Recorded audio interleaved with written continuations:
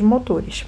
E a gente sabe que a informação motora, ela é uma informação eferente, ou seja, que ela vai sair da medula, né? Quando a gente fala em relação à medula. Então, ela parte, ó, lá da nossa região frontal, do lobo frontal, onde a gente vai ter esse domínio sobre as respostas motoras, que ele vai, o primeiro neurônio superior, o primeiro neurônio motor ou neurônio motor superior, ele vai do córtex até a medula, e o segundo neurônio, o segundo neurônio, ou neurônio motor inferior, ele vai da medula até o músculo para poder realizar o movimento desejado.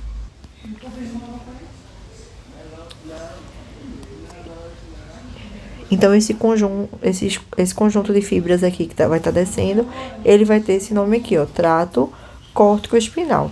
Só que esse trato córtico-espinal, ele também se divide em duas partes. Então, vamos dar uma olhadinha. Quando ele entrar na medula aqui, ó, uma parte dele, aqui, ó, trato córtico-espinal. Deixa eu bloquear essa imagem. Uma parte do trato córtico-espinal vai estar vindo para a lateral e outra parte vai vir aqui para essa região anterior. Aí, isso aqui existe um percentual, ó. Esse trato córtico-espinal, córtico-espinal lateral, ele vai variar de 75% a 90% das fibras. Enquanto esse córtico-espinal anterior, ele vai de 10% a 25%, fazendo o 100%, né? Aqui, tipo, o conjunto deles, o total, vai dar os 100%. Então, se eu tiver 80 aqui, eu vou ter 20 e por aí vai. Vocês entenderam isso?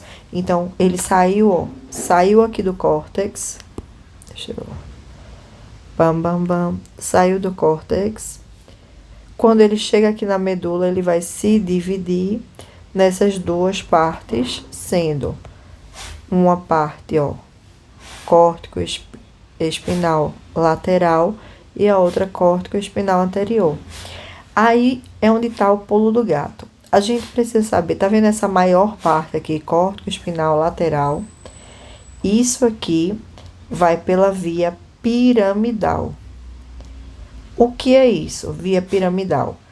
É a via que cruza nas pirâmides bulbares. Então, se eu tiver uma lesão anterior à medula, o meu problema vai ser contralateral. Por quê? Porque ele ainda não chegou, anterior à medula não, anterior ao bulbo. Até o bulbo, a gente vai ter uma lesão, se a lesão for entre o córtex aqui, ó, entre o córtex, se a lesão for entre o córtex e o bulbo, ou seja, uma lesão por aqui, eu vou ter, quando ele viesse para cá, para o trato córtico espinal lateral, ele ia descer de forma contralateral. Então, se a lesão foi direita, ele ia descer para o lado esquerdo, e se ela foi esquerda, ele ia descer para o lado direito. Então, o que é que acontece? Se a lesão for anterior às pirâmides bulbares, a gente teria uma lesão contralateral. Se ela for posterior, a nível cervical ou para baixo, ela vai ser uma lesão ipsilateral, porque já ia ter cruzado.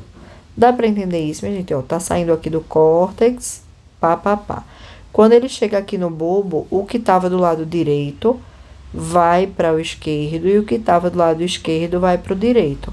Então, se a minha lesão for antes de cruzar, ou seja, o que estaria do lado de cá, que viria para cá, então, se a lesão for do direito, é porque aqui tá o cérebro tá de perfil, né? Mas assim, vocês estão entendendo? Tipo, se isso aqui fosse o lado direito e isso aqui fosse o lado esquerdo, se a minha lesão fosse do lado direito, o meu problema motor ia ser do lado esquerdo. Assim como se fosse aqui em cima do lado esquerdo, o meu problema ia ser do lado direito. O meu problema motor. Já se essa lesão acontecer depois da altura do bulbo, aí com certeza a minha lesão vai ser ipsilateral. Por quê? Porque já teria cruzado. Então, a fibra que tivesse para a direita seria direito mesmo, que tivesse para a esquerda seria esquerdo mesmo. Enquanto, aí a gente tá falando do trato, esse aqui, ó, córtico-espinal lateral, que a gente disse que ele é uma via piramidal. Mas se a gente for falar do córtico-espinal anterior, que é essa menor percentual aqui, a gente, ele não cruza no bulbo. Ele vai descer de forma ipsilateral. Ele não vai cruzar nas vias bulbares. Então, a lesão seria ipsilateral. Quando a gente fala de vias extrapiramidais. Piramidal, a gente vai ter o cruzamento no bulbo. Deu para entender? Espero ter ajudado. Aí, o que é que tem mais em relação a isso? A gente já viu a questão da altura da lesão, se vai ser ipsilateral ou contralateral, de acordo com saber quem é trato córtico-espinal lateral, são os que cruzam a via piramidal, e o trato córtico-espinal anterior não cruza no bulbo. É a via extrapiramidal. Aí, o que acontece também que eu preciso saber? O meu primeiro neurônio motor, qual é a função dele? Ó? A função dele é dar o comando motor e inibir os reflexos. Essa é a primeira função, são as funções do primeiro neurônio motor. Aí, o que acontece? Pensa comigo. Se ele tem função de inibir o reflexo, se eu corto isso aqui, ele não vai estar inibindo. Então, se eu tenho uma lesão no meu primeiro neurônio motor e a função dele era inibir o reflexo, eu vou ter uma hiperreflexia. Por quê? Porque ele não vai conseguir exercer a função dele. Hiperreflexia, né? Ele não vai conseguir exercer a função dele, então eu vou estar com reflexo aumentado quando eu tenho uma lesão no meu primeiro neurônio motor, porque esse era a função dele. Além disso, eu vou ter o que eu chamo de paralisia espástica. O que é espasticidade? Espasticidade, uma das características da espasticidade é o tônus. E o tônus é é a resistência natural que eu faço contra um movimento, não é involuntário, como é o nome, meu Deus, que é realizado pelo examinador, passivo, contra um movimento passivo. Então, assim, se eu tenho uma lesão no meu primeiro neurônio motor, eu vou ter uma hiperreflexia e eu vou ter uma paralisia espástica, porque o meu tônus ele vai estar aumentado, certo? Ele vai estar aumentado.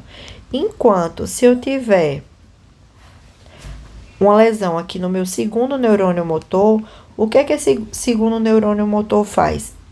Ele vai fazer o seguinte, ele vai conduzir a informação que chegou até a medula para que o músculo realize a função. Só que, tipo, a informação chega aqui, mas ela não consegue chegar no músculo. Então, o meu primeiro neurônio motor está normal. O que é que isso vai acontecer? Então, ele consegue exercer a função dele. Quais são as funções dele? Mandar informação de motricidade e inibir o reflexo. Então, eu vou ter, se o primeiro está funcionando e só o segundo que está ruim, eu vou ter uma hiporreflexia, porque o primeiro está funcionando. Ou a reflexia, vai depender do quanto esse segundo neurônio tenha sido lesado. Se for pouco, ainda tiver uma lesão pequena, eu vou ter uma hiporreflexia. Se tiver total, vai ser uma arreflexia, certo? Além disso, eu não vou ter movimento nenhum. Então, eu vou ter uma paralisia flácida. Tipo, vai estar totalmente sem movimento. Então é isso, minha gente. Espero ajudar de alguma forma. Qualquer coisa, tô por aqui.